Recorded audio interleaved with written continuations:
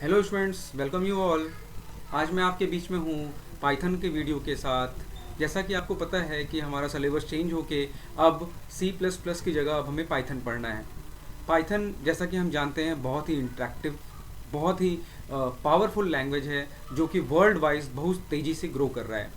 और ये अच्छी बात है कि CBSE ने इसे अपने सिलेबस में इंट्रोड्यूस किया है, तो बहुत ही आसानी से हम पाइथन लैंग्वेज को यहाँ पर सीख और समझ सकते हैं।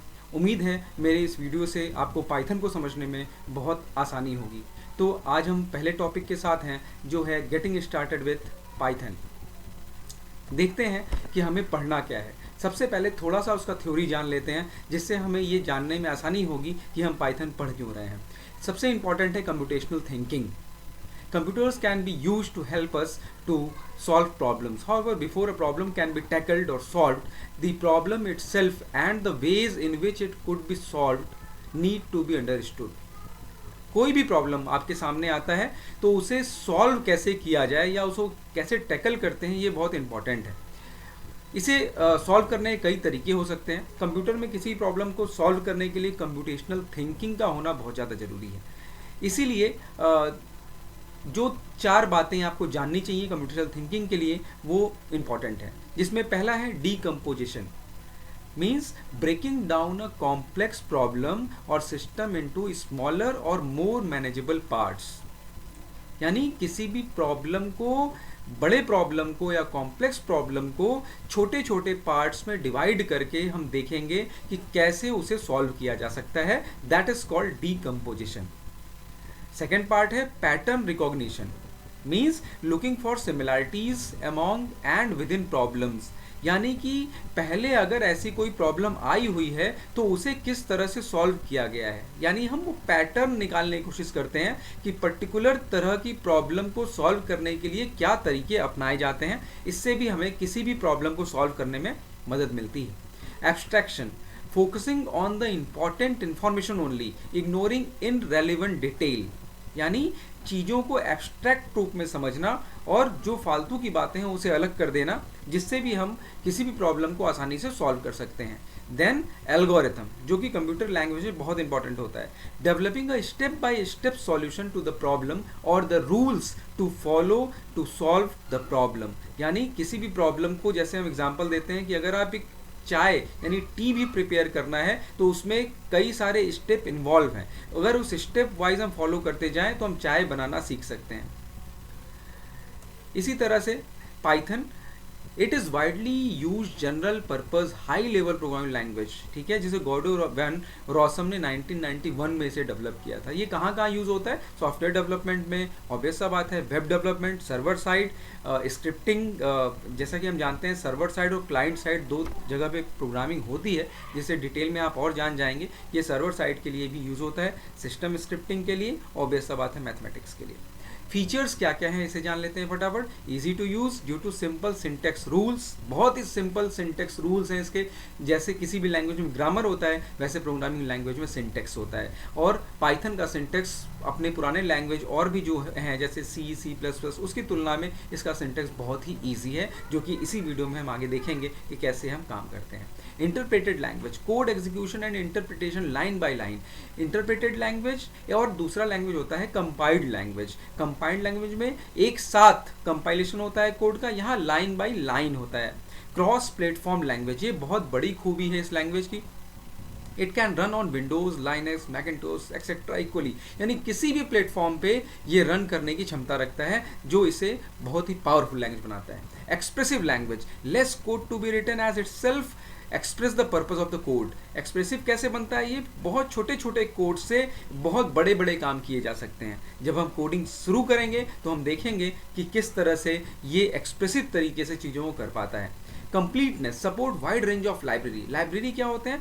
बहुत सारी चीज़ें पहले से बनी बनाई है जिसे आपको सिर्फ रीयूज़ करना है, और उसके लिए ये बहुत ही कैपेबल लैंग्वेज है। इसमें बहुत सारी लाइब्रेरीज अवेलेबल हैं जिसे आपको सिर्फ यूज़ करने हैं। फ्री एंड ओपन सोर्स, ये बहुत ही इंपॉर्टेंट है क्योंकि ये जो पाइथन है वो फ्री और ओपन सोर्स है, मीन फ्रीली अवेलेबल है, और ओपन सोर्स है जिसके लिए आपको कहीं से भी कोई पैसा देने की जरूरत नहीं है और आसानी से डाउनलोड करके आप यूज़ कर सकते हैं। Can be downloaded freely and source code can be modify for improvement.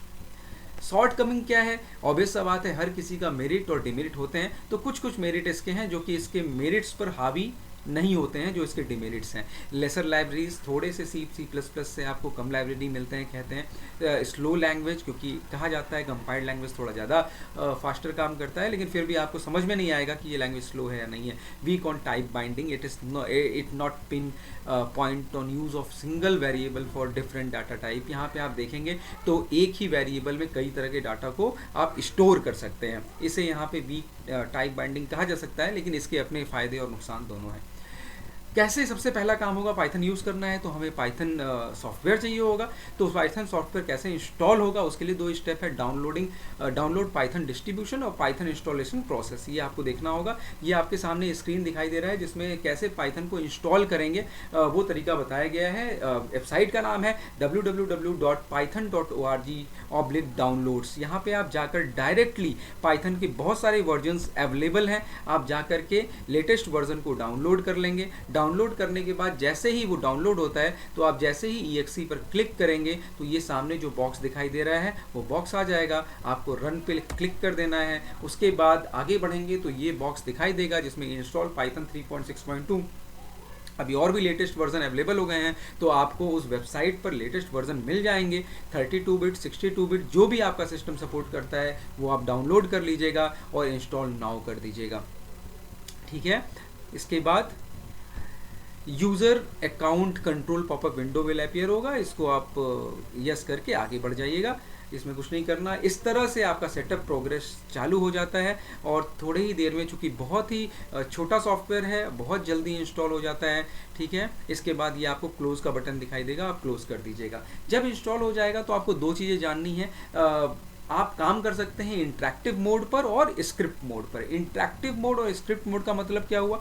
Interactive mode का मतलब हो गया, आप python.exe अपने रन में जाके सर्च कर लीजिएगा तो कुछ इस तरह से आपको दिखाई देगा। तो ऐसे जब दिखाई देगा आपको तो यहाँ पे आप एक लाइन लिखिएगा और आपको आउटपुट तुरंत मिल जाया करेगा। That is called interactive mode, यानी आपने कुछ लिखा तुरंत आपको रिजल्ट मिल गया। ये पाइथन का कमांड प्रॉम्प्ट जो आपको ग्रेटर दैन का साइन दिखाई दे रहा है, आपने जैसे ही प्रिंट हेलो लिखा वैसे ही प्रिंट हो जाएगा। प्रिंट 8x3 कुछ भी आप एक लिखेंगे और वो चलता चला जाएगा, ठीक है, और प्रिंट होता चला जाएगा। इसके लिए थोड़ा सा सिंटेक्स आपको जानने की ज़रूरत है। और दूसरा जो मोड है वो है स्क्रिप्ट मोड। स्क्रिप्ट मोड में क्या होता है, एक साथ आप चाहें तो 4, 5, 6 या ग्रुप ऑफ लाइंस को एग्जीक्यूट कराना चाहते हैं तो आप स्क्रिप्ट मोड में फाइल को यूज़ करेंगे। जो अभी खुला हुआ था, जो ये मोड दिखाई दे रहा है आपको फाइल में जाना है, ऊपर लिखा हुआ है all programme Python version, ideally को ओपन करना है, आइडियली पाइथन शेल। और इसके बाद जब ये ओपन हो जाएगा तो सारी चीज़ें आप लिख लीजिएगा एक साथ, जैसे लिखा हुआ है print hello world, print Python is object oriented programming language, जो भी लिखना है आप लिख लीजिएगा। फिर उसके बाद फाइल के ऊपर सेव पे क्लिक कीजिएगा। यहाँ ऊपर आपको फाइल दिखाई दे रहा है, यहाँ पे जो फाइल दिख रहा है आपको, इस फाइल पे क्लिक कीजिएगा और उसके बाद इसके अंदर सेव का बटन मिल जाएगा आपको। उसके बाद जब सेव कीजिएगा तो बस ध्यान रखिएगा कि उसका नाम देते समय एक्सटेंशन .py देना है। तो क्या जाने हम अभी कि पाइथन के फाइल का एक्सटेंशन .py होता है, ठीक उसी तरीके से जैसे वर्ड के फाइल का एक्सटेंशन .docx होता है, एक्सेल के फाइल का एक्सटेंशन .xlsx होता है, पावर पॉइंट के फाइल का एक्सटेंशन .pptx होता है, उसी तरह से पाइथन के फाइल का एक्सटेंशन .py होता है, ठीक है। तो फाइल जब आपका सेव हो जाएगा तो आपको फिर रन कराना पड़ेगा। तो जैसे ही आप आइडियली खोलेंगे, कैसे खुलेगा आइडियली, प्रोग्राम फाइल में जाके आप देखेंगे तो आपको आइडियली दिखाई दे देगा। जैसे ही आप आइडियली खोलेंगे, ऊपर आपको फाइल के आगे ही आप बढ़ेंगे तो आपको रन दिखाई देगा और ऊपर से वो रन पे क्लिक कर दीजिएगा आप, तो आपका प्रोग्राम रन हो जाएगा। इसको हम लोग रन करके फिर से हम देख लेंगे। तो उम्मीद है ये चूँकि शुरुआत था आपका, फिर से हम प्रैक्टिकली आपको दिखाएंगे कि किस तरह से इंटरेक्टिव मोड और स्क्रिप्ट मोड में काम कर सकते हैं। फिलहाल उम्मीद है आपको वीडियो समझ में आया होगा। नेक्स्ट वीडियो में और कुछ लेके आएंगे आपके लिए। Thank you very much.